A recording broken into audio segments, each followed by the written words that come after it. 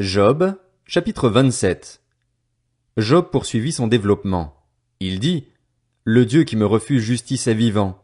Le Tout-Puissant qui me remplit d'amertume est vivant. Aussi longtemps que je respirerai, que le souffle de Dieu passera dans mes narines, mes lèvres ne diront aucune injustice, ma langue ne prononcera rien de faux. Je ne risque pas de vous donner raison. Jusqu'à mon dernier soupir je défendrai mon intégrité.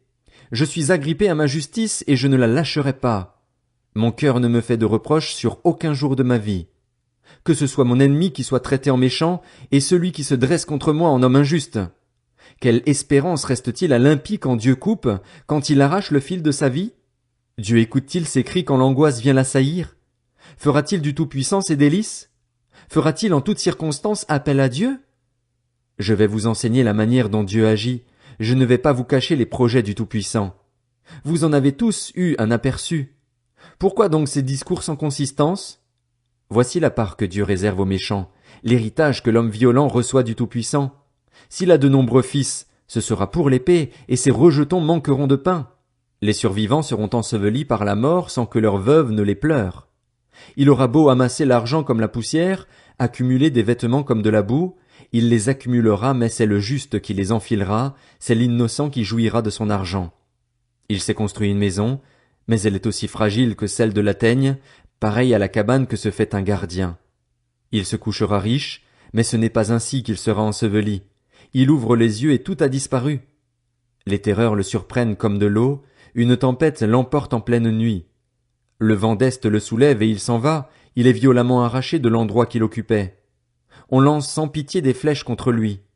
Il cherche à fuir la main qui veut l'abattre. On applaudit à sa chute et, de l'endroit même qu'il occupait, on siffle contre lui. Job, chapitre 28.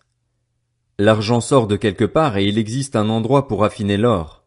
Le fer est tiré de la poussière et on coule le bronze à partir d'une pierre. L'homme met fin aux ténèbres.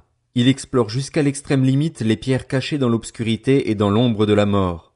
Il creuse un puits loin des endroits habités, là où les pieds ne sont d'aucune aide. Il est suspendu, balancé, loin des humains. La terre qui fournit le pain est profondément bouleversée, comme par un feu. Ces pierres contiennent du saphir et l'on y trouve de la poussière d'or. L'oiseau de proie n'en connaît pas le sentier, l'œil du faucon ne peut l'apercevoir.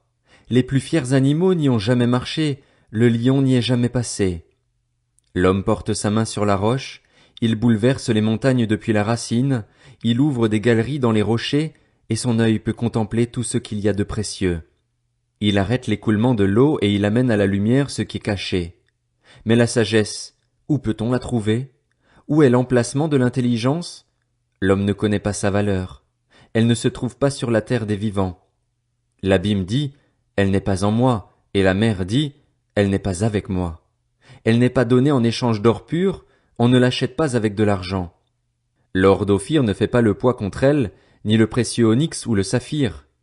On ne peut la comparer ni à l'or ni au verre, on ne peut l'échanger contre un vase en or fin. Oubliez le corail et le cristal. Posséder la sagesse, c'est avoir plus que des perles.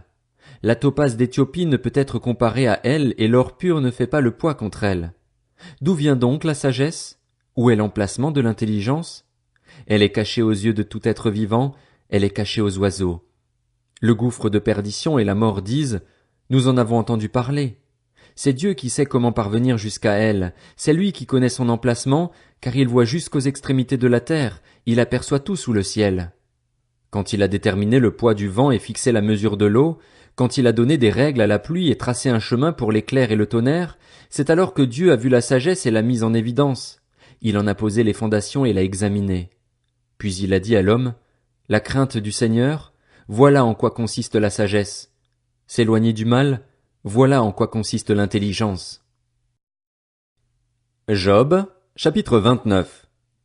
Job poursuivit son développement. Si seulement je pouvais revivre les mois passés, les jours où Dieu me gardait, où sa lampe brillait sur ma tête et où sa lumière me guidait dans les ténèbres.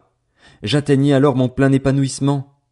Dieu veillait en ami sur ma tente, le Tout-Puissant était encore avec moi et mes enfants m'entouraient. Mes pieds baignaient dans la crème et un rocher déversait près de moi des torrents d'huile. Quand je sortais pour aller à la porte de la ville et me faisais préparer un siège sur la place, Les jeunes gens se retiraient à mon approche. Les vieillards se levaient et restaient debout. Les chefs arrêtaient leur discours et mettaient la main sur leur bouche. La voix des princes s'estompait et leur langue restait attachée à leur palais. L'oreille qui m'entendait me disait heureux. L'œil qui me voyait me rendait un témoignage favorable. C'est que je délivrais le malheureux qui appelait à l'aide et l'orphelin que personne ne secourait. Le mourant me bénissait, je remplissais de joie le cœur de la veuve. Je me revêtais de la justice, elle était pour moi un habit. Mon manteau et mon turban, c'était mon respect du droit. J'étais les yeux de l'aveugle et les pieds du boiteux. J'étais un père pour les pauvres, j'examinais la cause d'un inconnu. Je brisais les mâchoires de l'homme injuste et j'arrachais la proie de ses dents. Je me disais alors, je mourrai dans mon foyer. J'aurai des jours aussi abondants que le sable. L'eau pourra pénétrer dans mes racines, la rosée passera la nuit sur mes branches, ma gloire sera sans cesse nouvelle et mon arc reprendra des forces dans ma main. On m'écoutait, plein d'attente, on gardait le silence pour entendre mes conseils. Après mes discours, personne ne répliquait, et mes propos étaient aussi bienfaisants que la rosée pour eux. Ils comptaient sur moi comme sur la pluie, ils buvaient mes paroles comme les dernières pluies. Je leur souriais et ils n'osaient pas y croire. Rien ne pouvait altérer le rayonnement de mon visage. Je choisissais le chemin à suivre pour eux et je m'asseyais à leur tête. Je restais là comme un roi au milieu de sa troupe, comme un consolateur auprès des personnes endeuillées.